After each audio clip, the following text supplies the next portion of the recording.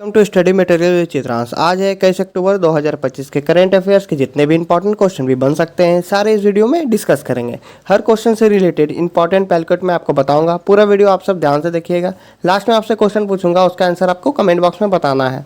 और आपको इसकी PDF चाहिए तो आप हमारे टेलीग्राम चैनल पर जाकर स्टडी मटेरियल विद चित्रांश पे जाकर आप उसे डाउनलोड कर सकते हो, या डिस्क्रिप्शन पर जाकर आप वहाँ से लिंक पर क्लिक करके डायरेक्ट टेलीग्राम पर जा सकते हो। तो चलिए स्टार्ट करते हैं। का पहला क्वेश्चन है, भारत में संयुक्त राज्य अमेरिका का 5वां वाणिज्यिक दूतावास कहाँ खोला गया है? क्या पूछा जा रहा है? 5वां वाणिज्यिक दूतावास कहाँ खोला गया है?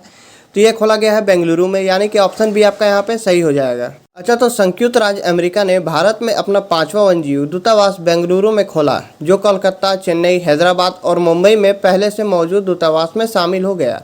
यह दूतावास विशेष रूप से कर्नाटक के उभरते IT और व्यापक माहौल के साथ अमेरिका भारत संबंधों को मजबूत करने का लक्ष्य रखता है। इस वीज़ा सेवाओं के लिए चेन्नई पर निर्भरता कम होगी, जिससे कर्नाटक के निवासियों और व्यवसायियों को लाभ मिलेगा। आप लोगों को क्वेश्चन कैसा लग रहा है कमेंट में ज़रूर बताइएगा। तो नेक्स्ट क्वेश्चन है, हाल ही में सोलर मोबाइल वैन परीक्षण इकाइयों का शुभारंभ किस शहर में हुआ? क्या पूछा जा रहा है? सोलर मोबाइल वैन परीक्षण इकाइयों का शुभारंभ किस शहर में हुआ है? तो नई दिल्ली में हुआ है, यानी कि ऑप्शन ए आपका यहाँ पे सही है। अच्छा, तो केंद्रीय मंत्री जयंत सिंह चौधरी ने नई दिल्ली से सोलर मोबाइल वैन परीक्षण इकाइयों का शुभारंभ किया, ताकि ग्रामीण क्षेत्रों में वित्तीय और डिजिटल साक्षरता को बढ़ावा मिल सके। 2 नई सोलर पावर्ड वैन जो आधुनिक तकनीकों से लैस है को सिक्किम, आंध्र प्रदेश, झारखंड, राजस्थान, मध्य प्रदेश, कर्नाटक और महाराष्ट्र के ग्रामीण क्षेत्र में सेवा देने के लिए रवाना किया गया। यह वैन वित्तीय साक्षरता, डिजिटल कौशल, साइबर सुरक्षा, तकनीकी ज्ञान और जनरेटिव AI पर परीक्षण प्रदान करती है। वित्तीय वर्ष 2025 तक कार्यक्रम का विस्तार 7 और जिलों तक होगा, जिससे 58 लाख लोगों लाभान्वित होगी, जिसमें छात्र, महिला, युवा और पूर्व सैनिक शामिल हैं।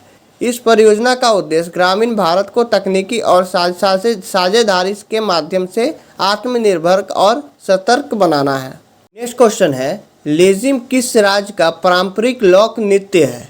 क्या पूछा जा रहा है? लेजिम किस राज्य का पारंपरिक लोक नृत्य है? तो ये महाराष्ट्र का पारंपरिक लोक नृत्य है, यानी कि ऑप्शन भी आपका यहाँ पे सही हो जाएगा। अच्छा, तो अभी छत्रपति संभाजी महाराज पर आधारित फिल्म में लेजिम नृत्य का एक दृश्य महाराष्ट्र में विवाद का कारण बना है। लेजिम महाराष्ट्र का पारंपरिक लोक नृत्य है, जिसे इंकार वाले झांस के लोग झांस लगे लकड़ी के डंडे के साथ किया जाता है। यह एक नृत्य और कठोर शारीरिक अभ्यास दोनों है, जिससे आमतौर पर 2, 4 या गोलकार रचनाओं में किया जाता है। इस नृत्य में ढोल या ढोलकी का उपयोग होता है, जबकि कोई वाद या तार वाद नहीं होता। लेजिम का पारंपरिक रूप से सभी लोक नृत्य में उपयोग होता था, लेकिन अब ये मुख्य रूप से गणेश उत्सव में देखा जाता है। छत्रपति संभाजी महाराज छत्रपति शिवाजी महाराज के पुत्र ने 1681 में अपने सौतेले भाई राजराम से युद्ध के बाद सत्ता संभाली।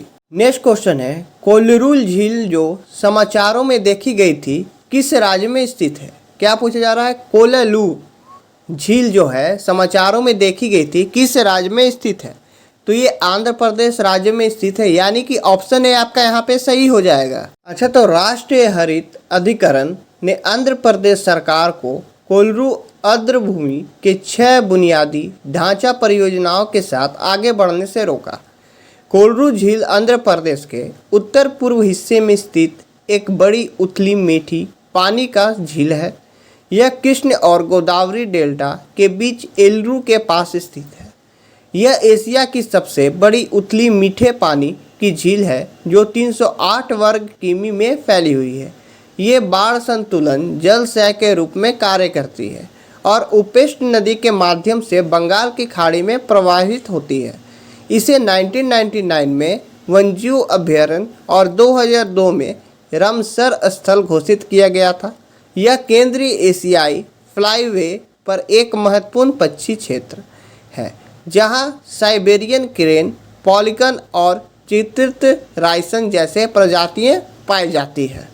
नेक्स्ट क्वेश्चन है IIAS-DARPG यानी कि इंडियन कॉन्फ्रेंस 2025 की मेजबानी कौन सा शहर कर रहा है? तो कौन सा शहर कर रहा है इंडियन कॉन्फ्रेंस 2025 की मेजबानी? तो ये कर रहा है नई दिल्ली शहर, यानी कि ऑप्शन ए आपका यहाँ पे सही हो जाएगा। अच्छा, तो IISDARPG यानी कि इंडिया कॉन्फ्रेंस 2025 का आयोजन 10 से 14 फरवरी 2025 तक भारत मंडपम नई दिल्ली में हो रहा है। केंद्रीय मंत्री डॉक्टर जितेंद्र सिंह ने इस कार्यक्रम का उद्घाटन किया। IASDARPG का अर्थ international institute of administrative sciences और department of innovative reforms and public grievances है। 55 देशों से 240 प्रतिनिधियों ने पंजीकरण कराया है। इसका विषय next generation administrative reform searching the light mile है। यह कार्यक्रम सार्वजनिक प्रशासन, शासन और नित्य गीत नवाचारों पर केंद्रित है। भारत पहली बार IIAS कॉन्फ्रेंस की मेजबानी कर रहा है, जिससे यह ऐसे करने वाला पहला दक्षिण एशिया देश बन गया है। क्वेश्चन है, हाल ही में रूटेक स्मार्ट वेलनेस सेंटर पहल कहाँ शुरू की गई है? तो कहाँ शुरू की है पहल? तो ये की गई है हरियाणा के मंडोरा में, यानी कि ऑप्शन ए आपका यहाँ पे सही हो जाएगा।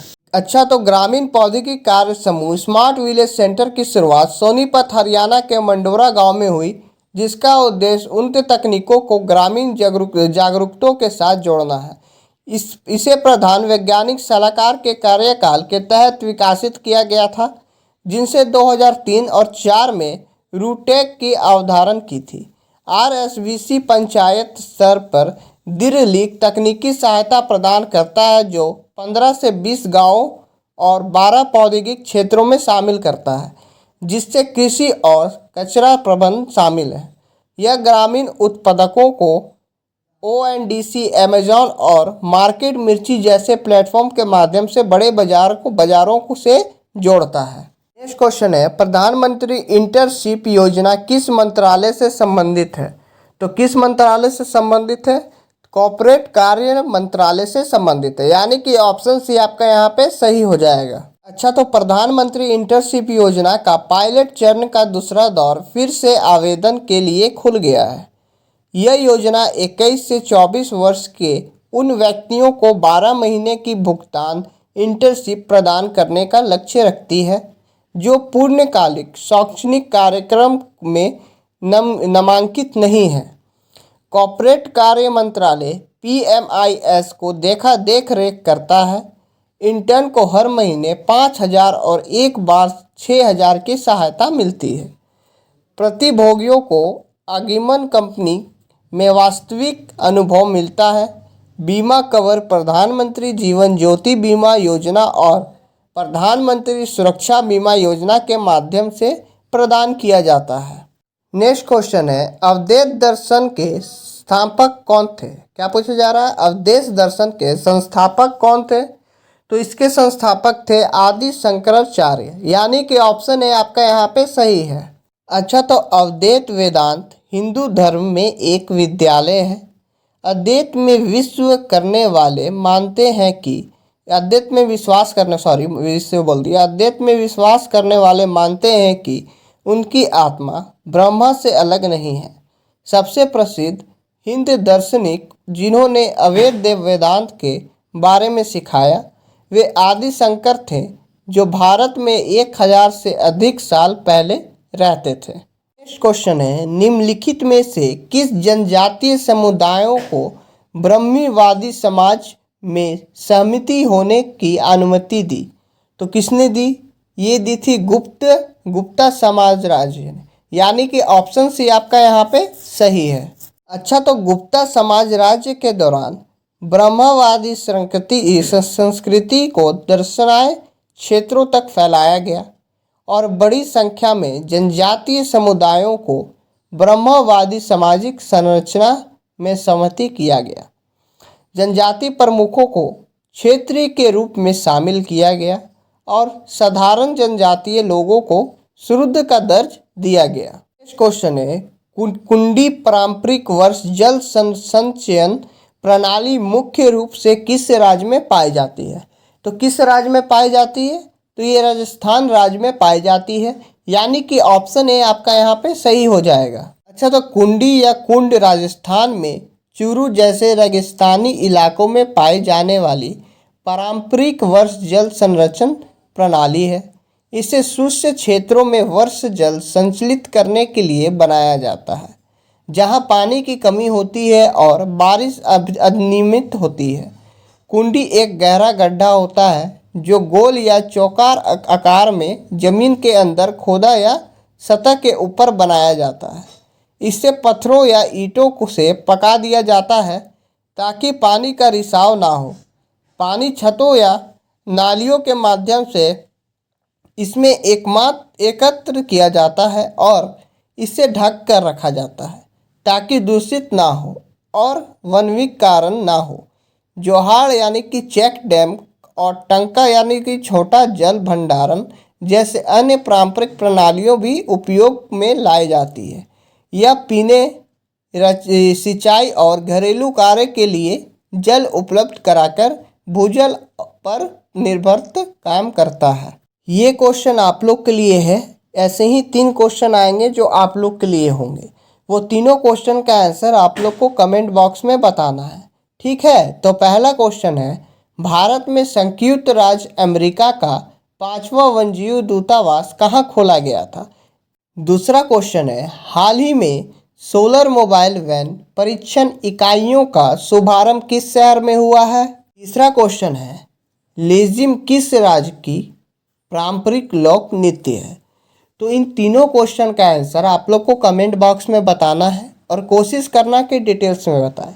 मैं आप लोग को इसलिए बोलता हूँ कि डिटेल्स में कमेंट करना है क्योंकि उससे आप लोग की हैबिट बनी रहेगी। आप लोग को क्वेश्चन का आंसर गलत ही होगा ना, कोई बात नहीं, आप लोग को प्रैक्टिस बनी रहेगी, ठीक है? तो ये था आज का हमारा करेंट अफेयर्स का वीडियो। आपको ये वीडियो कैसा लगा प्लीज़ आप लोग कमेंट में ज़रूर बताना।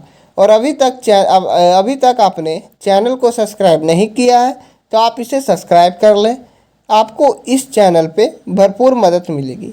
Thanks for watching. जय श्री राम।